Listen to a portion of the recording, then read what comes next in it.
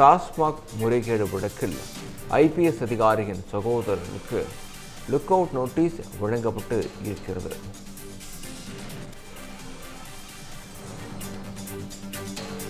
டாஸ்மாக் முறைகேடு வழக்கில் இது குறித்த கூடுதல் விவரங்களை வழங்க இணைகிறார் எமது செய்தியாளர் வினோத். வினோத், விவரங்களை வழங்கலாம். வணக்கம் விக்னேஷ்.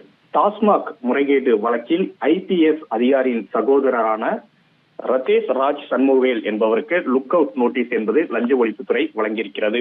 தமிழ்நாடு மாநில வாணிப கழகமான டாஸ்மாகின் முறைகேடுகள் தொடர்பான வழக்கில் முக்கிய குற்றவாளிகள் ஒருவராக சேர்க்கப்பட்டுள்ள ரதேஷ் ராஜ் சண்முகவேல் என்பவருக்கு எதிராக லஞ்ச ஒழிப்புத்துறை லுக் அவுட் நோட்டீஸ் சுற்றறிக்கை என்பது தற்போது வெளியிட்டிருக்கிறது. தலைமறைவாக உள்ள அவரை கண்டறிந்து கைது செய்யும் நடவடிக்கையில் அதிகாரிகள் தீவிரமாக ஈடுபட்டு வரக்கூடிய ஒரு சூழல் ஏற்பட்டிருக்கிறது.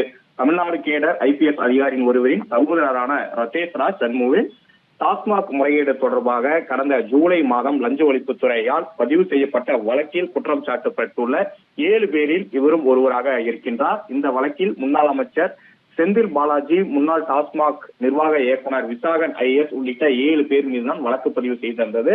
அதன் அடிப்படையில லஞ்ச ஒழிப்புத்துறையின் முதல் தகவல் அறிக்கையில் ரதேஷ் ராஜ் சண்முகவேல் டாஸ்மாக் நிர்வாகத்தில் அதிகாரப்பூர்வமாக பதவி எதுவும் வகிக்காமல் இடைத்தரகராக செல்வாக்கு செலுத்தியதாக குற்றச்சாட்டு முன்வைக்கப்பட்டது. குறிப்பாக மது நிறுவனங்களிடமிருந்து மதுபானங்கள் கொள்முதல் செய்வது, மதுபான கூடங்களுக்கு உரிமம் வழங்குவது மற்றும் டாஸ்மாக் அதிகாரிகளின் பணியிடை மாற்றம், நியமனம் உள்ளிட்ட விவகாரங்களில் அவர் செல்வாக்கு செலுத்தியதாகவும் லஞ்ச ஒழிப்புத்துறை ஏற்கனவே குறிப்பிட்டிருந்தது. குறிப்பாக மேலும் 2021 முதல் 2025 ஆண்டு வரையிலான காலகட்டத்தில், அதாவது செந்தில் பாலாஜி டாஸ்மாக் துறையின் அமைச்சராக இருந்த காலகட்டத்தில் தான் இது மாதிரி முறைகேடுகள் நடைபெற்றதாகவும் லஞ்ச ஒழிப்புத்துறை அதிகாரப்பூர்வமாகவே எஃப்ஐஆரில் குறிப்பிட்டிருந்தது. குறிப்பாக டாஸ்மாக் மதுபான கூடங்களுக்கான ஒப்பந்தங்களில் முறைகேடு, போக்குவரத்து செலவுகளில் முறைகேடு, போலி ரசீதுகள், பழைய மதுபாட்டல்கள் அதிக விலை நிர்ணயம் உள்ளிட்ட பல்வேறு குற்றச்சாட்டுகளும் முன்வைக்கப்பட்டிருந்தது. கோவை, நீலகிரி, திருப்பூர், ஈரோடு, நாமக்கல், கரூர் ஆகிய மாவட்டங்களில் உரிமம்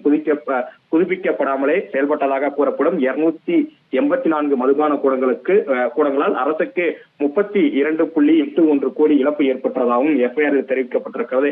இந்த வழக்கின் விசாரணையின் ஒரு பகுதியாக சென்னை உள்ளிட்ட தமிழகத்தில் பல்வேறு மாவட்டங்களில் 45 இடங்கள்ல லஞ்ச ஒழிப்புத்துறை சோதனை நடத்தி முக்கிய ஆவணங்கள் எல்லாம் கைப்பற்றப்பட்டிருந்தது. இதனிடையில்தான் வழக்கில் தேடப்படக்கூடிய குற்றவாளியாக கருதப்படும் ரதேஷ் ராஜ் சண்முகவேலை கண்டறிவதற்காக லுக் அவுட் நோட்டீஸ் என்பது லஞ்ச ஒழிப்புத்துறை வழங்கியிருக்கிறது. குறிப்பாக அவர் வெளிநாடு தப்பி செல்வதை தடுக்கும் வகையில் விமான நிலையங்கள் உள்ளிட்ட இடங்களில் கண்காணிப்பு தீவிரப்படுத்தப்பட்டுள்ளதாகவும் அதிகாரிகள் தரப்பிலிருந்து தெரிவிக்கப்பட்டிருக்கிறது. அதன் அடிப்படையிலேயே அவரை கைது செய்வதற்கான பணியில லஞ்ச ஒழிப்புத்துறை அதிகாரிகள் மும்முரமாக ஈடுபட்டு வர நிலையில தற்போது லுக் அவுட் நோட்டீஸ் என்பது வழங்கப்பட்டிருக்கிறது. விவரங்களுக்கு நன்றி வினோத்.